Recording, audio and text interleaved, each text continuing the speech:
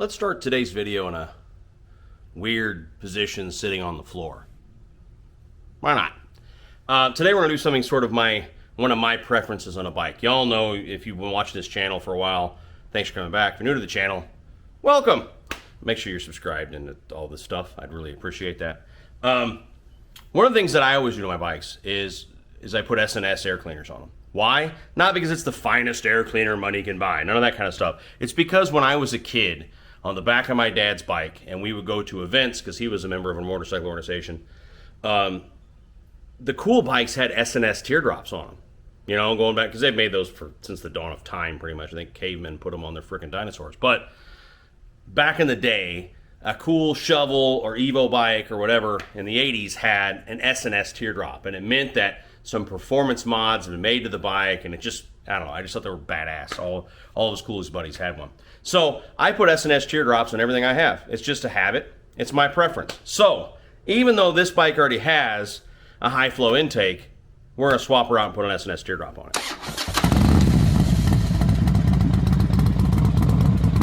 So I'm trying to think of questions you're going to get in the comments before we even get started. No, it's not a better air cleaner than other high flow air cleaners. Now let me back up. Your stock bike has a restrictive airflow cleaner on it, unless it's the new specials. The new specials that have the kind of ovular shaped intake that you can see the fins of the filter on the outside. Those are high flow air filters. As I understand it from the factories, it looks like the same one you would buy that's aftermarket. But for many, many years, since the dawn of time, Harleys came with restrictive airflow air cleaners for EPA qualification kind of stuff. So the first thing everyone did is they pulled that off and they put a high flow air cleaner on it to get some more air in the motor. And then yes, you had to rejet the carb or put a tuner on it to richen up the bike, because now it's going to be more lean. Lean means more air. So if you got a higher airflow intake in your bike, then it's going to be lean unless you tune it for it. So if you have a stock intake, except for those late model specials, and you take it off and you put any aftermarket high flow air cleaner, whether it be an S&S or, you know, Tab's got a cool looking see-through one, or Roland Sands glass one, or all those kinds of things, all those are high flow air cleaners and require a retune of your bike, at least a little bit. Otherwise, it'll be running way too lean and way too hot, and you'll burn exhaust valves and intake valves and all that kind of stuff. So anyway, what we're going to do today is take one off a bike that already has a high flow, because I'm just not a fan and it's not real practical. I'll show you what I'm talking about. That. The very cool aftermarket air cleaner. It's a Roland Sands. I would imagine it's pricey because all of his stuff is higher end and therefore not cheap. It is not Kuryakin or Amazon special. It is the real deal. You can see. I prefer an S&S teardrop for the reasons I described before, and because I live in South Florida, this doesn't provide much in the wet weather protection sort of thing. A lot of California bikes are rolling around out there with this, and I'm sure it's fine because they get no rain ever and they're all going to die. But the S&S has some protection to it, you know, from wet weather, and I live in South Florida, which means that I ride in wet weather 360 days out of the year, although not today. Look at that. It's 1,000 degrees out, but it's not raining. So what we're going to do is take this guy off, box it up. I'll sell it on eBay to recoup some of the cost of that guy. I got that from Dennis Kirk. It was actually surprisingly a pretty decent deal. It's basically a stealth air cleaner, which is the same high flow air cleaner that S&S makes for twin cams and for Milwaukee 8s, but then you just put a different cover on it. And one of the ones you can do is either the teardrop or what they call the tribute cover, which, let me show you if I get out here, it's on the Mrs. bikes. That's an S&S tribute cover. And then if you can see way over there on my red bike, that's an old-fashioned S&S teardrop. And then on the Cholo bike over there is actually an old-fashioned S&S super intake with the old style one, et cetera, et cetera. So, and I think on the Springer also. Anywho, so I don't know how to take this guy off, but I'm sure it's like all the others. I'm going to take this off, probably a bolt behind there. There's going to be breather bolts here, and then these sort of extension guys are going to come with it. And it's not a very complicated process, but we'll figure it out. All right, so the old one's pulled off. So again, you got these breather bolts that relieve pressure and allow oil to kind of a little bit flow in here and then get sucked inside the motor and burned.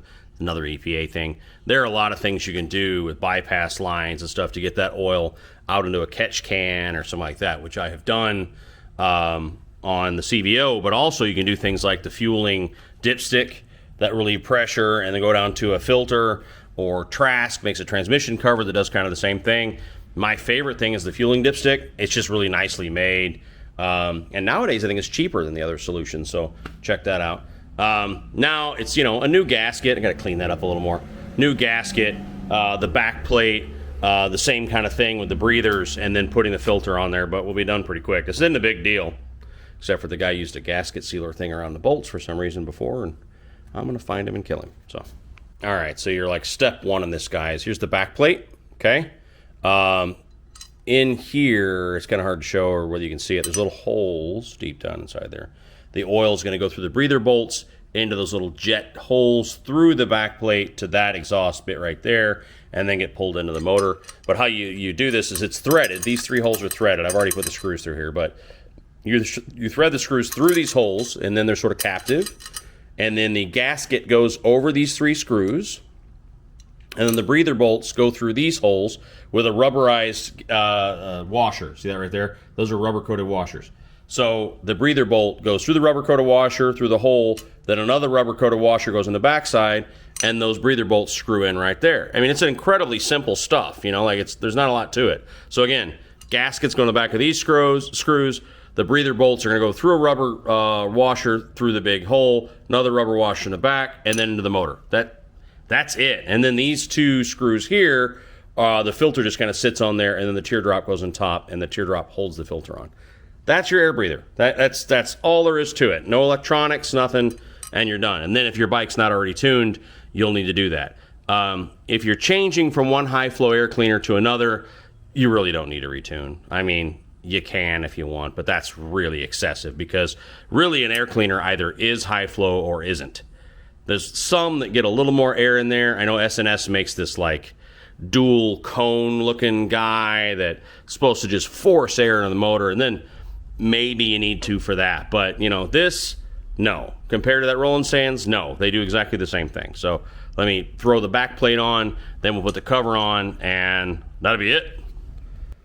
All right, and the back plate is on. It's a bit of a ballet because you're trying to keep the gasket on the bolts, keep the rubber washers in place. So again, there's a rubber washer between here and the plate, and then between the plate and the motor. So you need 4. They include 8 just to make you question everything about yourself, but you only need 4. 1 here, 1 here, 1 here, 1 here. Why did they include 8? I don't know, but they're useful little suckers. I keep them in case you have to take this off. You're going to lose one of those if you take this off, so you have spares. So you're trying to hold the gasket on, hold these bolts through, hold this all together, and then you just kind of marry it up. The breather bolts will hit the motor first. Just, start those with your fingers and then do the same there. And then do not use a power ratchet. You will strip this shit out like you wouldn't believe. Ask me how I know. So just use a manual ratchet. It gives you torque specs, but this is all the torque wrench I need, which means I'm a terrible mechanic. So next step is going to be just throwing the filter on, throwing the teardrop on, and 2 screws hold it on, and done. All right, so these come with really good sort of forever usable K&N style. I don't know who makes them, but a K&N style sort of filter where you keep this washed and oiled, and then you just throw it on right there. And then again, the teardrop sticks on there, and then some screws go through the teardrop into those, and that holds the air filter on. But this filter can be removed and washed and re-oiled over and over again. So, then just throw it on the ground and get dirt all over the damn thing. So anyway, so that's the whole assembly. One thing I didn't mention before is if you are taking off an OEM air cleaner, it's all kind of the same concept, except it's going to be a big plastic box that goes around it that's super restrictive. But all these mount to the bike the same way, right? So you've got 3 screws and you've got breather bolts. They might be, they might have a rubber cap on top of the breather bolt you pull off, but again, it's these 3 in the middle and then these 2 out here, and there might be a bracket back here you have to remove because stock air breathers are big, complex plastic boxes. So again, they're trying to keep air out of your motor so the motor passes EPA compliance. But don't be scared. A stock air breather comes off real easy, and you just throw all that stuff aside because nobody wants it. Don't even put it on eBay because no one buys stock air breathers. Well, someone does maybe somewhere. But don't worry about it. Pull all that stuff off. I have about 9 on those shelves over there that I've pulled over the years, and I don't know why I don't throw them away because I always wonder if somebody's going to need them. But anyway, so I'm going to throw this on, and we'll be done real quick. And there she be. I should insert some like, doo-doo-doo-doo. YouTube music where they like fly and it's complete. Not that bullshit. Anyway, there you go. S&S teardrop. I like this better than the Roland Sands. Sorry, Roland. Not that you'll ever meet me or give a shit what I have to say. But I like this because it's just more classic. It's been around forever. It's a modern version. As you can see, they did open up around the sides. And yes, in severe rain, that's still not perfect, but a little better than just completely open. And this is not my bad weather. This is my sort of douchebagger. It's, it's meant to be cool and flashy, whereas that bike is going to stay rideable, even though it's going to have a 131. Anyway, so this guy is just, it's gloss black, which I like that more. It matches the heads, which when they're cleaned up, they're gloss black. You know what I mean? It just fits the bike a little better, and I run S&S on everything. So I'll put the link down below. I bought this. It's not a gift. I bought this from Dennis Kirk. I can't remember if I paid $350 or $315, but it was something right in that region. It was like $315 to, I can't remember why it was one of those two numbers, but I'll put a link down below. I always buy everything from Dennis Kirk anymore because their shipping seems to be fastest, and I'm in South Florida, so I got this thing in like 2 days, 3 days, something like that. So, and I've met the guys before, and they're really nice, but this is not a gift. It's not a premium or promo or whatever. I bought this. So, that's it. That's all I got for you today. We need to get a live stream on the schedule because the missus and I haven't hung out with you hoodlums in a while and had a drink or 27, and we need to do that. So, let's see. Get something on the schedule.